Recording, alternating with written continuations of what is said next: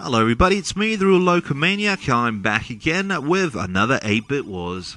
Now as you can see, today I'll be playing the classic game, which is Robocop. Now Robocop is based on the classic movie of the same name, which was directed by Paul Verhoeven, and this is probably one of the finest sort of like movie to games ever actually. Now have a listen to this music, which was done by Jonathan Dunn. The music is beautiful, it's haunting, it just works. Now you may remember it from the Ariston advert, which I believe they used the Game Boy version. Serve the public trust. Protect the innocent.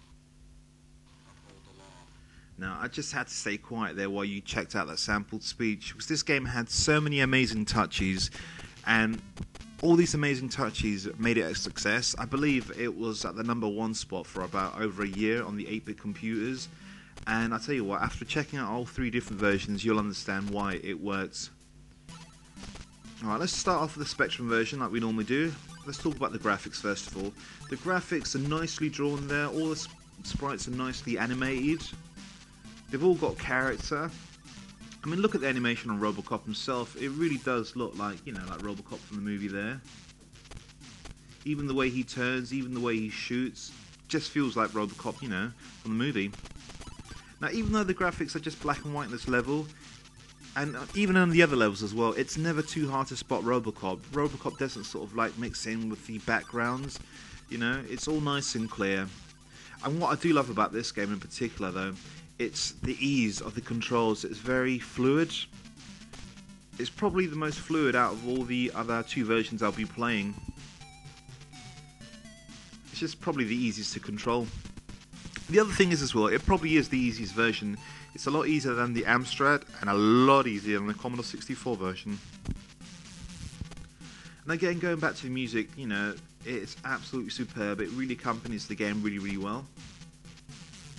You get a variation of different bullets. Now the bullet I've got here now is the second sort of bullet that I get that goes through absolutely anything. It's probably the best weapon to actually have in this game.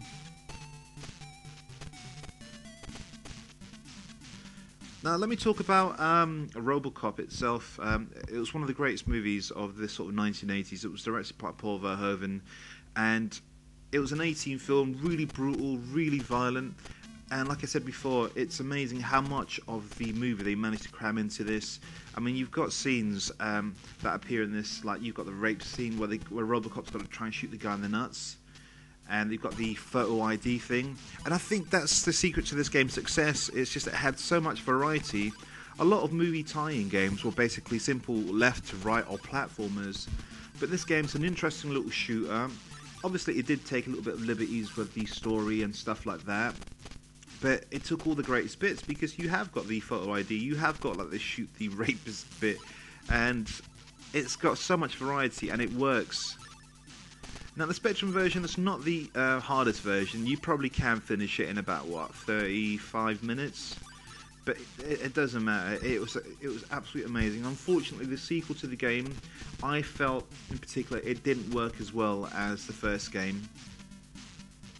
But this probably is in my top 10 favourite all Spectrum games ever. Now, before you think I'm being biased, I do not dislike the other versions. I absolutely adore the other versions, because all the other versions look and play slightly different. Like I said, Robocop and the Specky is probably the easiest by far. I think the graphics are probably the largest that you'll probably get, like on the 8-bit computer versions. There were other versions, which I'll talk a little bit later during the video. I'm coming up to the end of the first level here.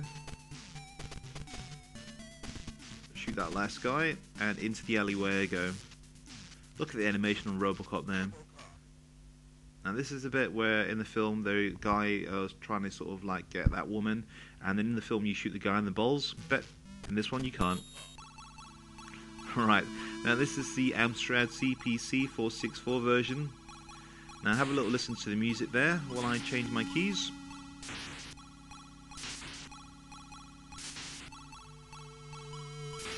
It sounds a little bit better than the Spectrum version actually. Even though I thought it would sound the same, but for some reason I quite like the sound on the Amstrad version, that little bit better.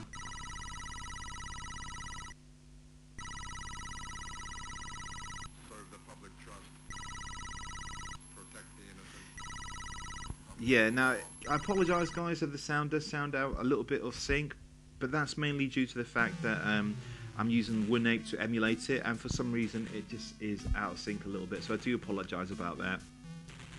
Alright, so let's talk about the look of the game, the way it looks. Now, as you can see, okay, it's a little bit blockier than the Spectrum version, but that's not a bad thing, because look at all the colours that they absolutely use in this. It's absolutely amazing. The game looks stunning. They've chosen the colour scheme really well. Robocop himself as well is nicely animated there, got a nice variety of baddies there. Now, if anything, this seems to play that a little bit faster than the Spectrum version. The Spectrum version's a little bit slower, the enemies don't just come charging in at you. And again, listen to that music is absolutely amazing. Now, growing up, I did play all three 8-bit versions, and the reason why I'm saying that is because that way I don't sound biased with the winner of it all. But yeah, I did have all three 8-bit computers. As always, I'd always get the Spectrum, then the Amstrad, and then lastly the Commodore 64. Because that was the order I actually owned the machines, and that's the order I'd buy my games for some bizarre reason. Oh, I love this tune, it's absolutely amazing. Now, Robocop did appear in the arcade game, and I think it was done by Data East or Data Soft or whatever it was called, and it was an amazing arcade game. But this is where it becomes a little bit strange, because I believe that that version was loosely based on the 16-bit version, the Amiga and ST version, and those versions were loosely based on this version. I don't know whether I'm right or wrong on that, guys, so please feel free to correct me on that. You know, if you do know, please let me know. I've always wanted to know how it works. Okay, I've reached the that scene now. I'm going to try and shoot this baddie.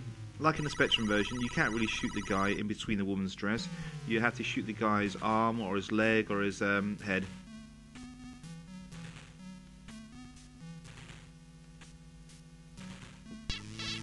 Right, now here is the Commodore 64 version.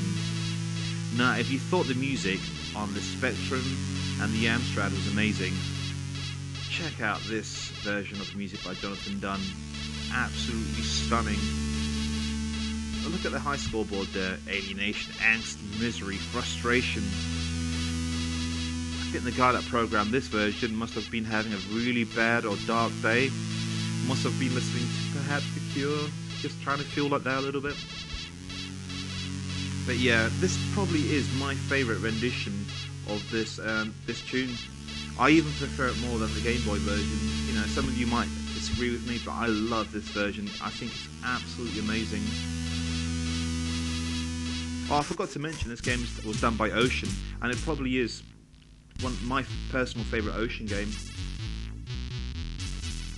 Now, straight away you can see the level layout slightly different here. The music, again, is awesome. Now, this is the only version on the 8-bit computer versions where Robocop actually jumps. You couldn't jump in the other versions, and I think it does add like a nice little thing to it. And now also, the thing I want to talk about this particular version, it is the hardest version. You've really got to try and avoid every single bullet, you know, whereas in the other little versions you could be that little bit more relaxed. You can't, because in this particular version you've only got one life, and like in real life, once that one life's over, it's game over. And I'm doing surprisingly well this time round, which is probably the best I've actually ever done. It's a shame I'm not going beyond the first level, because I like to try and keep my 8-bit wars anywhere between 10 minutes and 15 minutes. Now that's another nice interesting gun you've got there. It shoots in 3 different ways, it's got a bit of variety. Now again, I love the look of this game. I think it looks absolutely fantastic. I love the colour scheme. Normally I wasn't a big fan of the colour scheme on the Commodore 64 games, but I think it looks really amazing. They've really chose the colours really well and the way they've done it.